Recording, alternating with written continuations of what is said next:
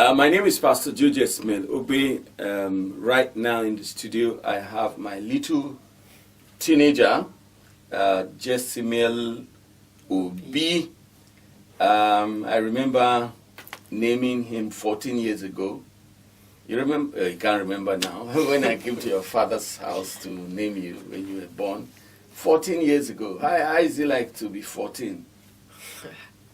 Man, so many responsibilities, but as a teenager. yeah. So as a teenager, there are plenty things they expect from You. us. Yes. Okay. That's nice. Do you know how to cook? Do you help your parents in the kitchen? Yes, I do. You do. Oh, that's nice. What about your academics? Are you doing well? Yes, I'm doing well in my academics. What class are you now? I'm in SS2. SS2. Yes. Sir. Wow. Oh, that's nice. That's nice. I learned you are traveling to the UK. Yes, sir. Are you happy about it? I am. Why? Don't you like Nigeria? With everything that is going on now, I like Nigeria, but I think it's a good opportunity for me to just travel with your parents, right? Yes, sir. Wow, that's nice. That's nice. Yes, a couple of weeks ago, I decided to invite you to have a chat with you, to counsel you, and prepare your mind for where you are going. Yes, sir. There are so many teenagers like you who are relocating. All the things that I taught you that you think will be beneficial to them, I want you to make a recap, so that they too will benefit, one after the other. Okay, sir. Okay, so I'd like to especially thank Pastor Jesimiel Obi for bringing me to YDI radio, and it's a great opportunity for me. So he taught me about the 3 people I should learn to seek counsel from, and the 3 people I must remember: my parents, my teachers, and my pastors and mentors, like Pastor Joe. Okay, so you said the reason why I must seek counsel from my parents, my teachers, and my pastors, because they have experience, and they have knowledge that I don't have. So they are going to impart me. And you gave me reasons why I must respect each of them. So the reason why I must respect my parents, because they gave birth to me, and God has given them the power to bless or curse me. And I must also respect my teachers, because they impact me with knowledge that I don't have, knowledge that will make me excel in life. And my pastors and mentors, they serve as spiritual parents. They teach me the way of God, the way that is right for me. So those are reasons why I must respect my parents, my teachers, and my pastors and mentors. And he also told me that as a teenager, it's actually good to seek advice from people who are ahead of you, who are above you, like the parents, my teachers, and my mentors. Because seeking advice from your peers can be very dangerous and destructive. He gave a biblical example of Amnon and Rehoboam. When Rehoboam sought advice from his friends, they told him to increase the burden on the people of Israel. And he said if they come to him, he should tell them that his father caned them, the people of Israel, with a cane, but him is going to cane them with a scorpion. And that is like a different level of punishment. Yes. Exactly. So that's why he had a fragmented kingdom in the Bible. And Amnon liked his half sister Tamar. So instead of him to seek advice from his elders, he went to his cousin Jonadab to seek advice.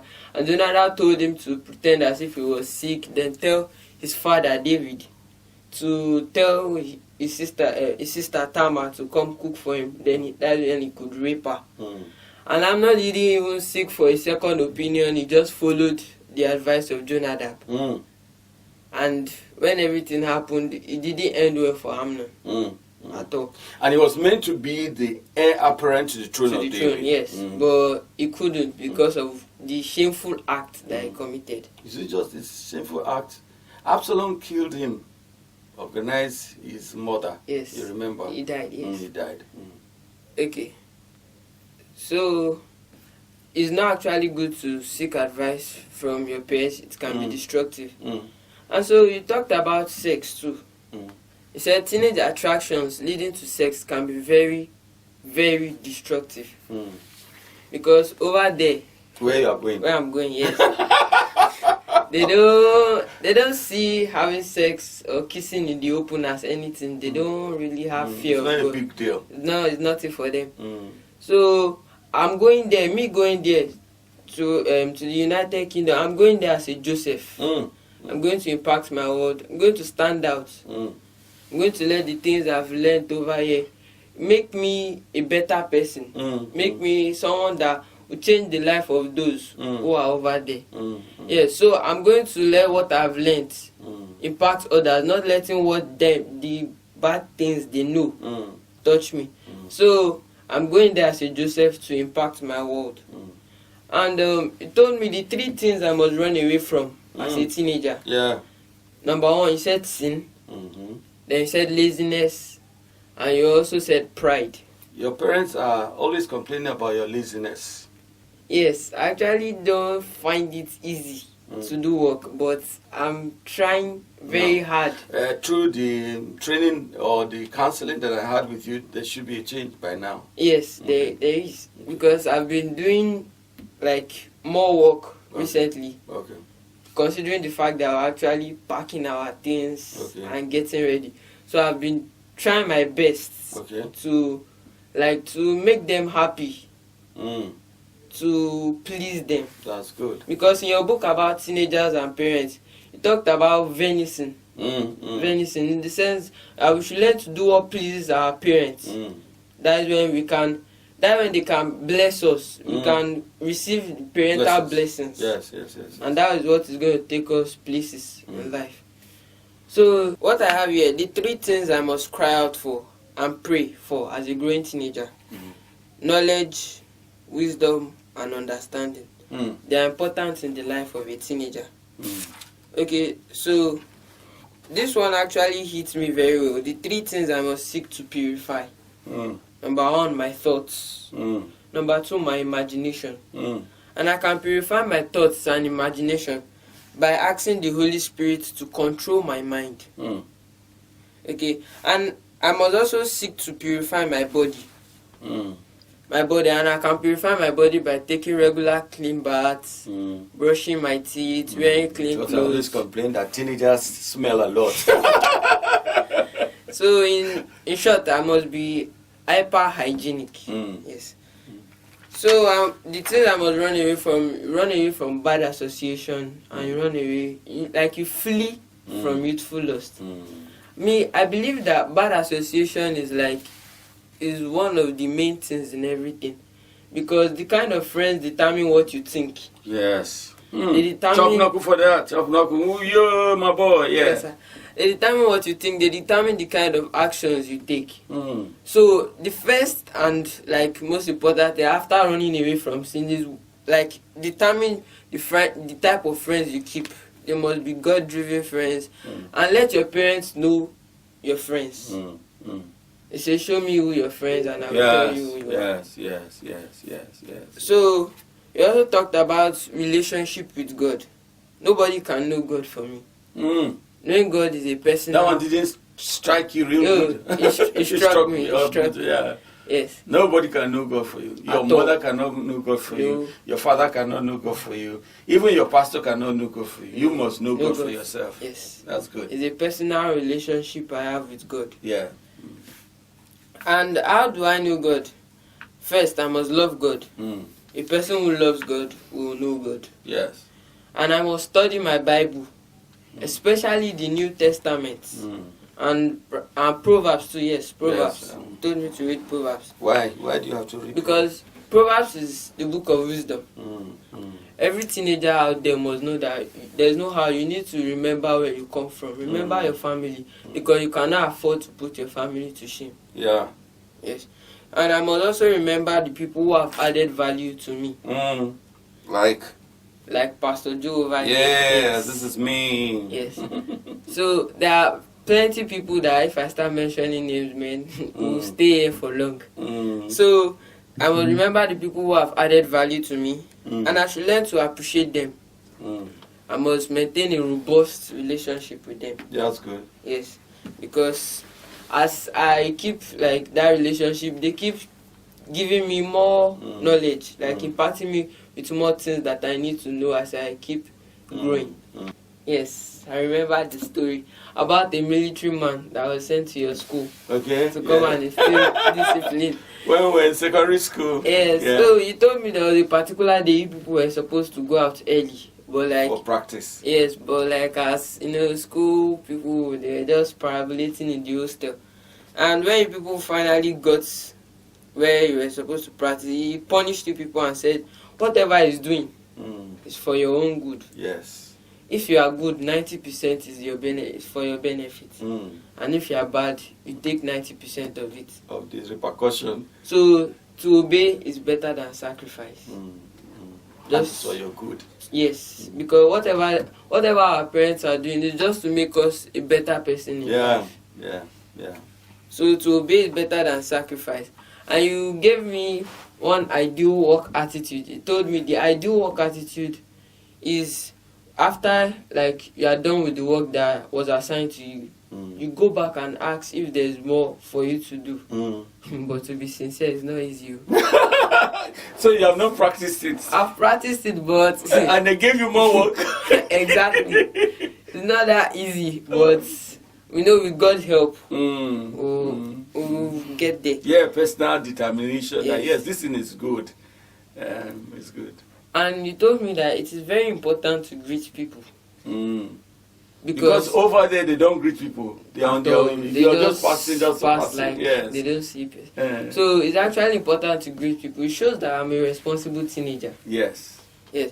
So as an ambassador of God, I must know how to serve God very well, so others cannot convince me to do otherwise. Yes. Instead, I convince them to follow God. Yes. Because you are a leader. Yes. You're a leader. That's good. That's nice. Yes. So. And you also told me one important thing, and you also said it at Camp Joseph 2022. Okay. You said the best way to stay out of drugs is to not take it at all. Because drug abuse is something that is like rampant over there. Yes. It's just taking many people and they see it as a normal thing, and it's not actually normal. It's very wrong. So the best way to stay off drugs is to not take it at all.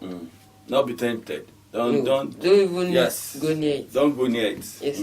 Don't go near it. So that's what I've learned, sir. Wow, fantastic. Yes. Clap hands for yourself. Thank you. Yes, I'm so pleased to have you in the studio. I'm so grateful to God that you paid rapt attention to all the counseling sessions that we have had. I do believe that you are going to make us proud by the special grace of God. Yes, sir. We will only hear good news of you. Yes. Do you know the meaning of Jesimiel? Why I named you Jesimiel? Jesimiel simply means God sets me up. God lifts me.